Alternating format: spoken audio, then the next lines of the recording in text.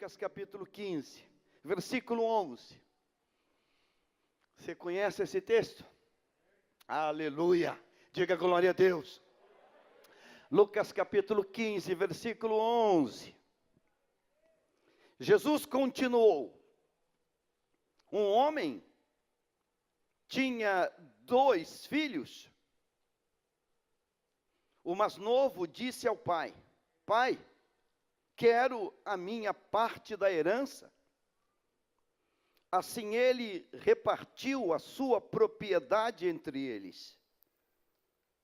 Não muito tempo depois, o filho mais novo reuniu tudo o que tinha e foi para uma região distante. Lá desperdiçou os seus bens, vivendo irresponsavelmente. Depois de ter gasto tudo, houve uma grande fome em toda aquela região, e ele começou a passar necessidade. Por isso, foi empregar-se com um dos cidadãos daquela região, que o mandou para o seu campo, a fim de cuidar de porcos. Ele desejava encher o estômago com as vagens da alfarrobeira que os porcos comiam, mas ninguém lhe dava nada. Caindo em si, ele disse: quantos empregados de meu pai têm comida de sobra, e eu aqui morrendo de fome. Eu me porei a caminho e voltarei para o meu pai e lhe direi: Pai, pequei contra o céu e contra ti, não sou mais digno de ser chamado teu filho. Trata-me como um dos teus empregados. A seguir, levantou-se e foi para o seu pai. Estando ainda longe, seu pai o viu e, cheio de compaixão, correndo para seu filho, e o abraçou e o beijou. O filho lhe disse: Pai, pequei contra o céu e contra ti, não sou mais digno de ser chamado teu filho. Mas o pai disse aos servos: depressa, tragam a melhor roupa e vistam nele, coloquem um anel em seu dedo e calçados em seus pés. Tragam o novilho gordo, matem-no. Vamos fazer uma festa e alegrar-nos, pois este meu filho estava morto e voltou à vida. Estava perdido e foi achado. E começaram a festejar o seu regresso. Por isso, o filho mais velho estava no campo.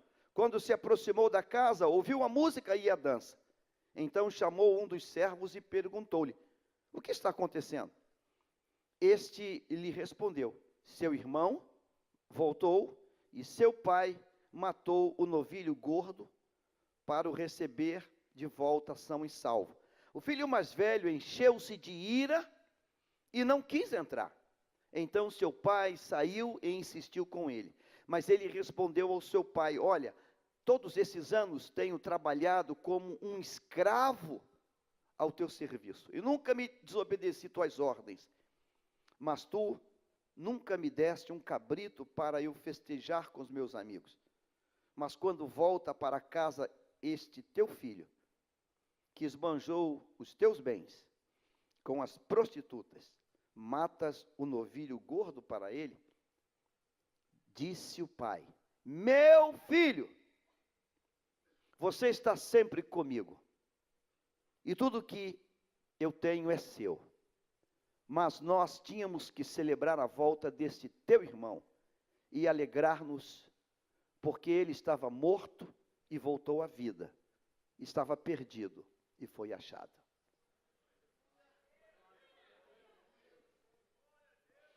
Senhor, aquilo que o teu Espírito comunicou ao meu coração, Ó Deus, por tua infinita graça e misericórdia, comunica.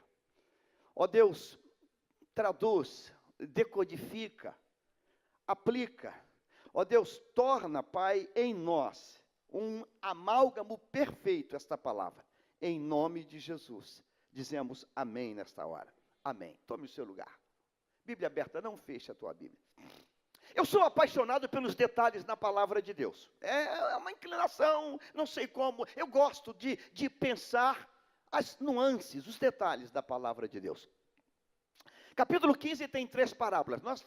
Foi pregado hoje uma parte desse texto, não foi? Muito bem. A ovelha perdida, a moeda perdida e o filho perdido. Olha que detalhe, preste atenção nisso. Quando Jesus trata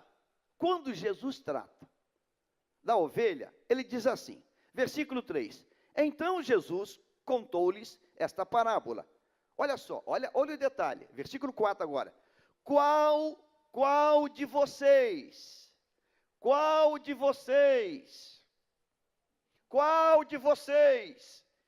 que possuindo 100 ovelhas? Qual de vocês que possuindo 100 ovelhas? Qual de vocês? Qual? Qualquer um. Pode servir para qualquer um. Qual de vocês que possuindo 100 ovelhas, se perder uma? Qual de vocês?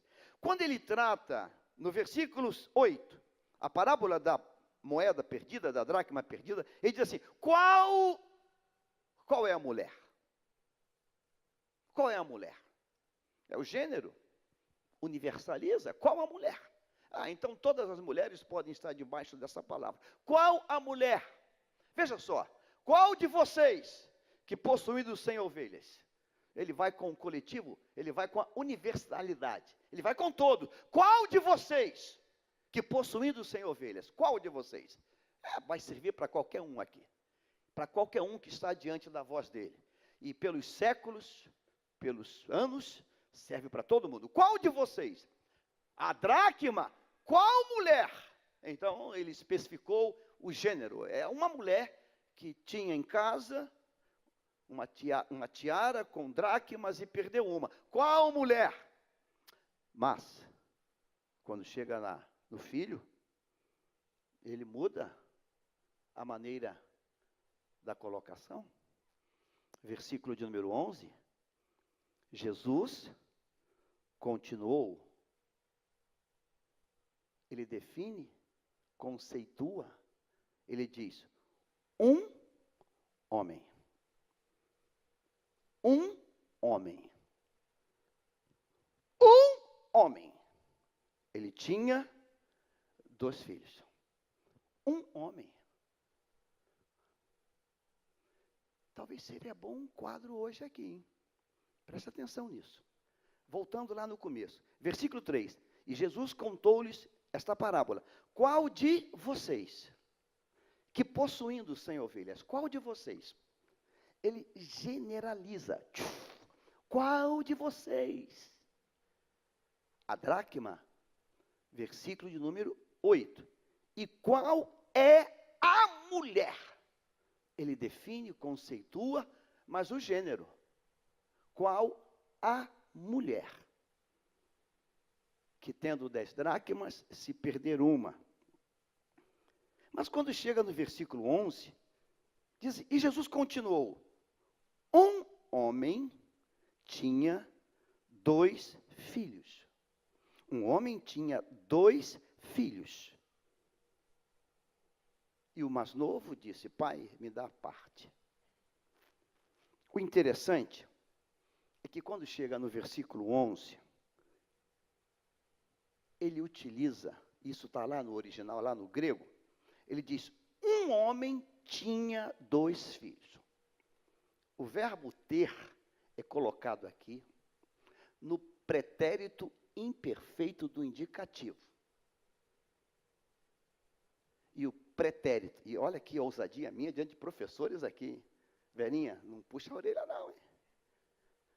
Diga comigo assim, pretérito do imperfeito do indicativo, ele tem uma característica. E Parece um gerúndio, mas não é. A característica do pretérito imperfeito do indicativo é que ele está narrando uma ação que aconteceu, porém, esta ação não está concluída, ela continua. Ele não diz assim, um homem teve 2 filhos. Acabaram, morreram, desintegraram, viraram pó. Não, um homem tinha. Ou seja, e na sequência dessa narrativa, torna-se claríssimo o entendimento que este homem que tinha 2 filhos, e ele está contando a história de um homem que teve 2 filhos, e essa família continua, e esses filhos permanecem. O bacana do pretérito imperfeito indicativo é que esse pai, ele continua sendo pai dos 2 filhos. Ou seja, não tem nada que os filhos possam fazer que vai desabilitá-los a ser filho. Os filhos continuam sendo filhos e o pai continua sendo pai. Você vai entender daqui a pouco. Porque nesta noite eu quero pregar sobre uma coisa. Eu quero pregar sobre régua. Diga régua. Quem sabe o que é uma régua? Todo mundo sabe. Quem aqui já teve régua? Ah, régua. Eu quero falar de régua. Eu lembro que quando chega o tempo escolar, vem a lista de material. E toda a lista de material tem uma régua. Normalmente tem 30 centímetros, né? A régua, ela é dividida em centímetros e tem uns pontinhos pequenininhos entre cada centímetro que nós chamamos de quê? E olha que pessoal, vai passar no Enem todo mundo, milímetros. Cada centímetro nós temos quantos milímetros? Olha a prova do Enem, pessoal. Não faz comigo não. Cada centímetro tem quantos milímetros? 10 milímetros. 10 milímetros. Esse texto narra para mim e para você algo que a gente não dá muito valor a ele. O texto diz que quando o filho caçula diz, pai, me dá a minha parte que me pertence, porque eu quero ir embora. E o pai divide tudo e pega a parte dele, está aqui meu filho caçula, essa é a tua parte, o teu direito na herança, nessa partilha aqui, nesse inventário que fizemos, essa é a tua parte. E ele pega aquela parte que é dele, que pertence a ele, por direito, ele tem aquele direito. É dele, ele não pegou nada do irmão, ele não pegou nada da mãe, ele não pegou nada do pai, ele pegou o que pertence a ele. Por isso, chama-se de pródigo, porque ele pegou aquilo que pertencia a ele e ele dilapidou, ele fez besteira com aquilo que ele tinha. Mas ele fez besteira com o que era o quê? De quem? Eu não ouvi de quem? Dele. Ele esbagaçou o que era dele. O que era dele. Tudo que ele perdeu, ele não perdeu absolutamente nada do que era do irmão. Amém ou não amém? Tudo que ele perdeu, ele só perdeu dele. Só perdeu dele, e ponto final. O texto diz que ele perde tudo. O irmão, meio fofoqueiro. Não sei como é que o irmão pensou isso. Porque o irmão não foi atrás. Naquele tempo não tem Facebook para ver as postagens. Ele disse que o irmão dele viveu com meretrizes, prostituta, enfiou o pé na jaca, na melancia e nos abacates. Como é que esse cara sabe de tudo isso? Que rádio de fofoca doida é essa? Porque ele está numa terra longe, não tem celular, não tem nada. Como é que ele sabe de tudo isso? Caramba, esse cara é um cara que meio perigoso. Mas tudo bem, vamos imaginar que tudo seja verdade. Ele perdeu tudo que ele levou, ele perdeu tudo que ele tinha, só fazendo doidice, maluquice. O texto diz, e foi pregado hoje, se você estava aqui, você ouviu a mensagem. Quando ele está naquele chiqueiro de porcos, ele é atingido por uma lembrança, por um insight divino, uma lembrança. E a lembrança ativou dentro dele o quê? Que o pai era bom, que na casa do pai tinha abundância de comida, que o pai é um pai que tem uma marca. O pai tem uma marca, e a marca que o pai tem, que exalava, era a bondade. O pai era um cara bom. Era bom até com o empregado da fazenda, que dirá com os filhos. E ele diz, eu vou voltar. Eu vou voltar porque meu pai é um cara bom, por isso eu vou voltar. Mas quando ele decide voltar, o texto vai dizer aqui para nós, no versículo de número 21, da seguinte maneira. Olha que coisa bacana. O versículo de número 19 diz assim, 18, eu me porei a caminho e voltarei para meu pai, e lhe direi, pai, eu pequei contra o céu, contra ti, eu não sou mais digno de ser chamado teu filho, me trata como um empregado teu. A seguir, levantou-se e foi para o seu pai. A lembrança da bondade do pai foi ativada, mas a partir da ativação da lembrança que o pai era bom, o diabo, o inferno, ativou nele um outro sentimento. O diabo, como que não podendo impedir a volta dele, o desejo de voltar, o diabo ativou nele um sentimento. E que sentimento é esse? É esse que está aqui na Bíblia. Isso aqui é um texto para análise, para pensar a vida toda. Olha o que está escrito aqui nesse versículo aqui. Versículo de número 21. O filho lhe disse, pai, pequei contra o céu. O pai está calado. Pequei contra o céu, pequei contra ti, não sou mais digno de ser chamado teu filho.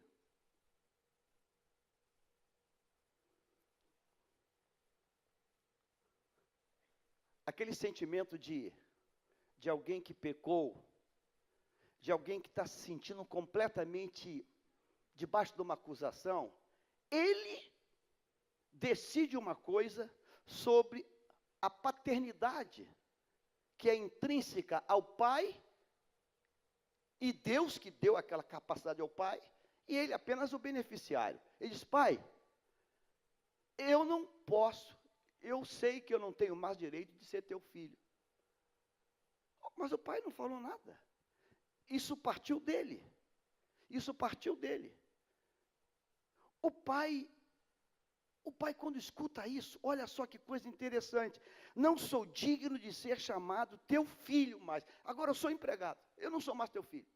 A minha filiação, o meu DNA, o DNA que eu trazia dentro do meu corpo, ele foi totalmente anulado. Eu já não sou mais teu filho. Pode fazer um teste aí que não vai ser aprovado. Eu não sou mais teu filho. Eu não tenho mais o teu DNA. Quando ele diz isso, versículo 22. Mas o pai disse a quem? Aos servos. O pai deixa ele calado, diz, eu não sou mais teu filho, agora eu sou empregado, O pai agora vira para toda a tropa de funcionários e diz assim, mas o pai disse aos servos, o pai não responde a ele, o pai fala para que isso seja processado por ele. Pai, eu não sou mais teu filho, eu não mereço, agora eu sou empregado. Eu não tenho mais direito. Eu me convenci que eu não tenho direito de ser teu filho. Se o pai responde para ele, talvez ele demore um pouco a processar, a admitir, a concluir isso. O pai, eu não vou te responder não, eu vou te responder de forma indireta. O pai vira para os empregados e disse aos servos, depressa, tragam a melhor roupa e vistam nele. Empregado não veste a melhor roupa. Traga a melhor roupa e vista nele. Coloquem um anel em seu dedo. Só quem usa anel é filho. Servo não usa anel. Coloque um anel no dedo dele. E coloca calçado nos pés dele. Nesse tempo o servo anda descalço. Ele está diante de toda aquela plateia de servos. Ele está Uau, eu acabei de falar para ele não entendeu nada, papai. Eu falei que eu não sou mais filho, agora eu sou empregado, e eu quero ser empregado, eu quero ficar igual empregado aqui. Eu quero andar descalço, ficar lá nos cantos. E o pai está dizendo, na frente de todo mundo, a melhor roupa, vista nele, coloque o anel no dedo dele, coloque calçado nos pés dele. 23. Tragam o novilho gordo e matem-no. Vamos fazer uma festa e alegrar-nos. 24. Agora eu quero que você me ajude a leitura. Tem alguém aí? Eu estou sozinha hoje aqui. Vamos ler? 1, 2, 3. Pois este meu filho,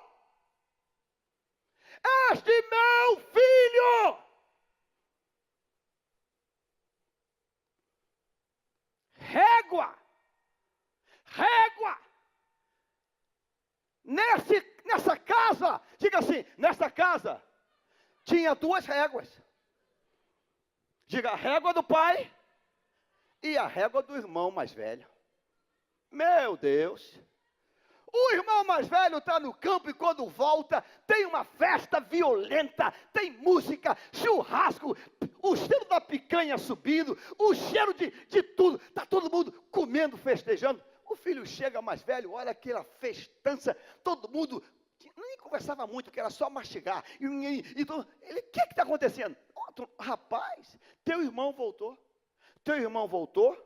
teu pai matou um bezerro cevado. Teu pai está dando uma festa, cara. É uma festa, é a festa do ano, do século. É um festão. Ele olha assim para aquele negócio e começa a bravejar e começa a falar. O empregado, e o negócio esquentou. Corre lá no pai. Entra na festa, interrompe a festa. Senhor, aí lá vem o pai. O seu filho, o filho, não esse da festa não, o filho mais velho, o primogênito, ele não está bem não, seria bom só ir lá. Aí o pai larga a festa, larga o filho que está celebrando e vai lá. E começa um diálogo com o filho primogênito. E começa, diz o texto, versículo 25, vamos 25. Enquanto isso, o filho mais velho estava no campo. Quando se aproximou da casa, ouviu a música e a dança. Então chamou um dos servos e perguntou-lhe, o que está acontecendo? 27. Este lhe respondeu, seu irmão voltou e seu pai matou o novilho gordo, porque o recebeu de volta são e salvo. O filho mais velho encheu-se de ira. Diga, o filho mais velho encheu-se de ira e não quis entrar. Então seu pai saiu e insistiu com ele. Mas ele respondeu a seu pai, olha, ele está falando com o pai, olha, todos esses anos eu tenho trabalhado como um escravo a teu serviço. E nunca desobedeci às tuas ordens. Mas tu nunca me deste nem um cabrito para eu festejar com os meus amigos. Gol.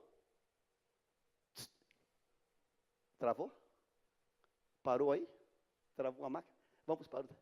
Mas quando volta para casa esse teu filho, que esbanjou os teus bens com as prostitutas, matas um novilho gordo para ele, este teu filho, disse o pai, meu filho, mesmo para esse filho, irado, revoltado, com ódio, o pai o trata de o quê?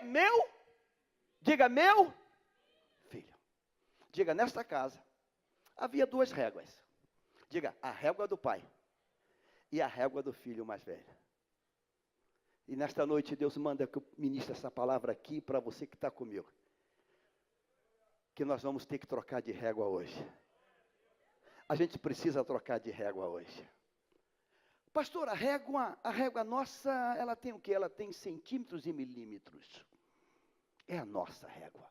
Diga, nossa régua, centímetros, milímetros. A régua do pai. A régua do pai. Ela não tem centímetros nem milímetros. A régua do pai tem misericórdia, tem graça, tem compaixão. A régua do Pai, ela não tem centímetros, milímetros, polegadas. A régua do Pai é uma régua universal. Ela tem misericórdia e tem compaixão. Sabe qual é o nosso problema hoje, irmãos? É que a gente aceita Jesus, vem para a igreja, mas fica com a maldita régua lá de fora.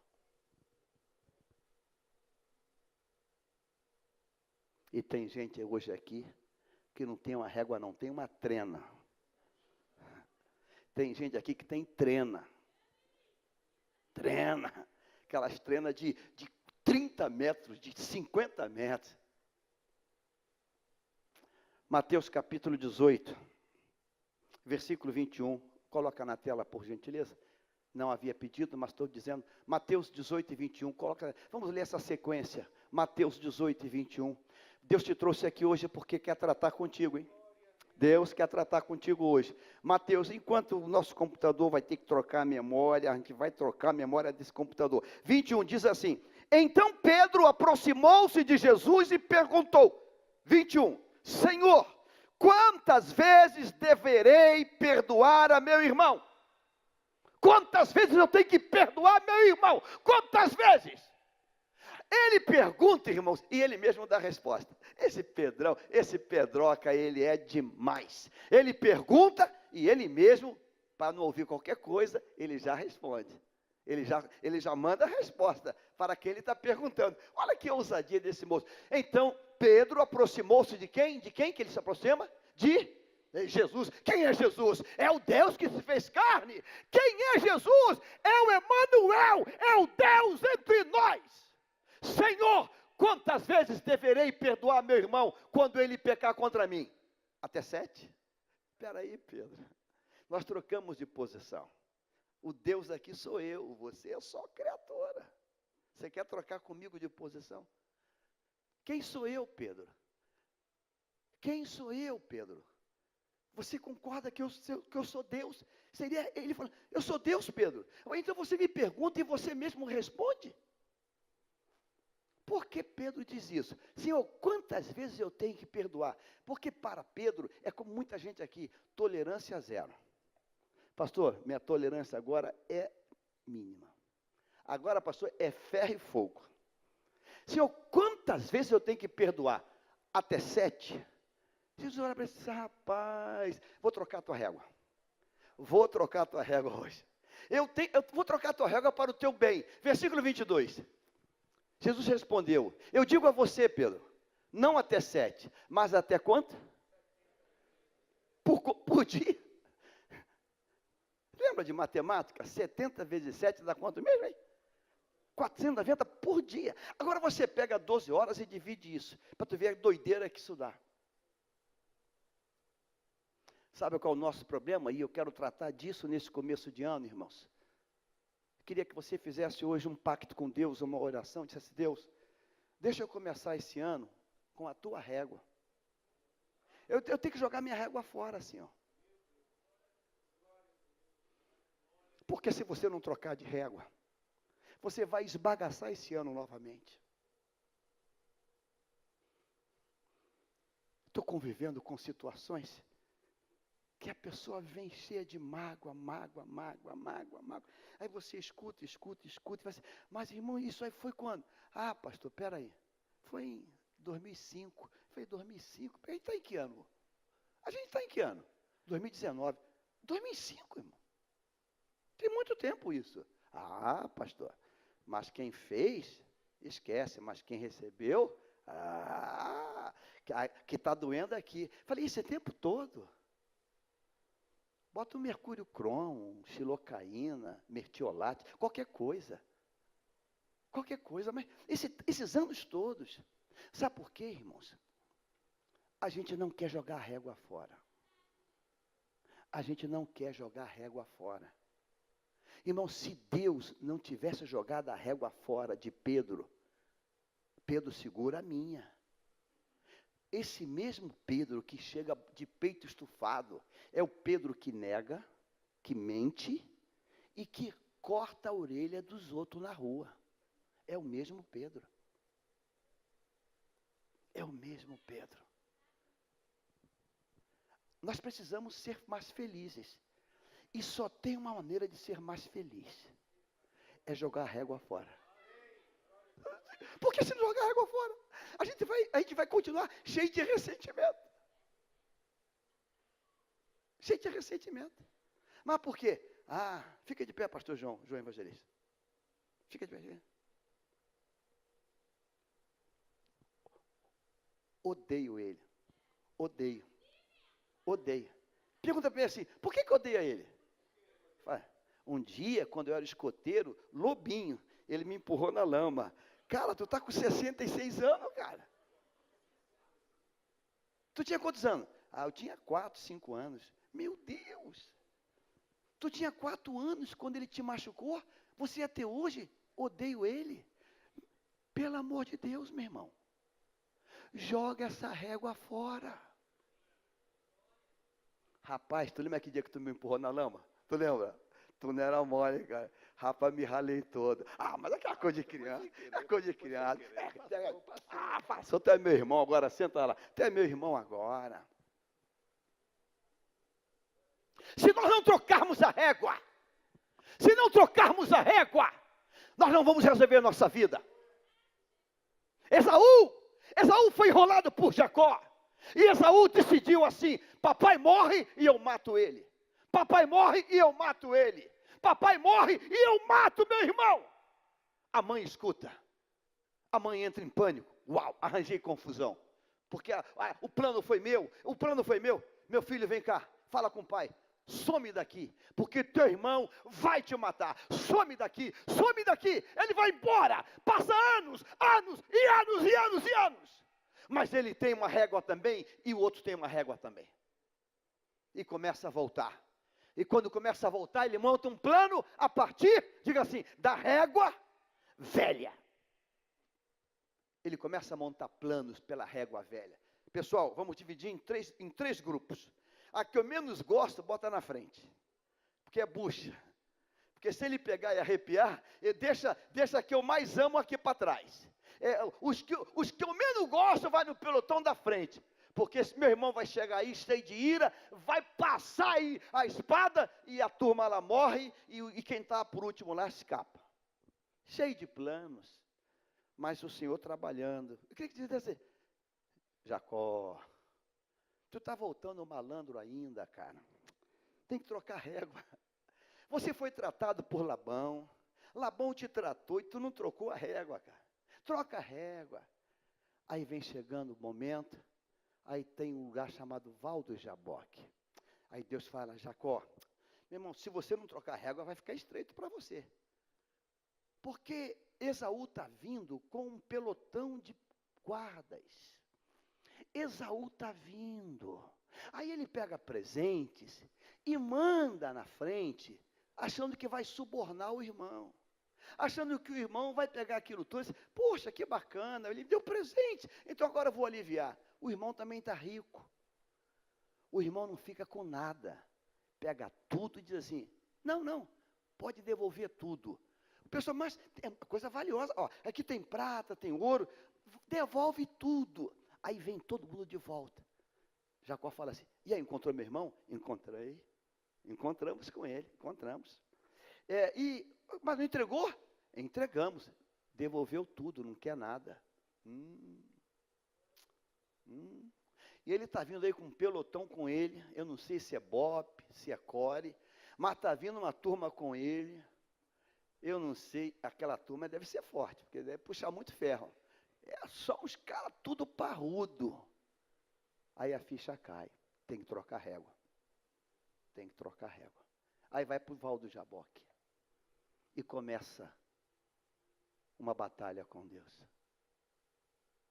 A hora vai passando e a batalha travada. E de repente o varão diz, me deixa que eu vou ter que voltar. Não te deixe enquanto não me abençoar. Você quer ser abençoado? Então tem que trocar régua. E fere na juntura dele. Ele dá um grito e agora sai mancando. Sobe. E a partir daí começa outra história. A partir daí não tem mais presente. Mas a Bíblia diz assim, ele dá uns passos, ajoelha e ora e fala, ajoelha, e vai andando e se prostrando, andando e se prostrando, andando e se prostrando. E quando encontra o irmão, os dois se abraçam e se derramam em choro, em lágrima. Tem que trocar régua, porque se não trocar régua, daqui a pouco entrou fevereiro, e a gente vai ficar remoendo essa desgraça até dezembro. Até dezembro. Ah, não, eu não consigo, pastor, eu não consigo perdoar. Eu não consigo. Não, pastor, sabe por quê? Aprontou, foi lá, vou botar hipótese. Um dia estava em Niterói, aprontou. Um dia foi em Petrópolis, aprontou. Um dia foi em Cabo Frio. Ah, pastor, acabou com o meu Cabo Frio. Um dia foi em Búzios, aprontou. Um dia a gente estava no açaí, aprontou. Aí estava na pastelaria, aprontou. Tem um mapa de tudo. Joga essa régua fora. Joga ela fora. E diz, Deus, eu quero usar a tua régua. Você notou que em Lucas 15 não tem uma única palavra do Pai dizendo assim, o que você fez com o dinheiro? O que você fez com o dinheiro? Você pelo menos fez alguma aplicação? Depositou em alguma coisa de investimento? Comprou pelo menos algum terreninho, algum campo? Comprou pelo menos uns animais? O que você fez com o dinheiro? Não tem uma única palavra do Pai sobre o que você fez com o dinheiro. Uma única palavra. Nada, nada, nada. A régua dele é a régua da carne, da terra. Eu não sou mais filho. Mas a régua do Pai, você nunca deixou de ser meu filho. Eu quero nessa noite profetizar para você que está aqui. E é uma ordem de Deus. É tempo de voltar para a casa do Pai. Diga comigo assim, é tempo de voltar para a casa do Pai. É tempo de voltar.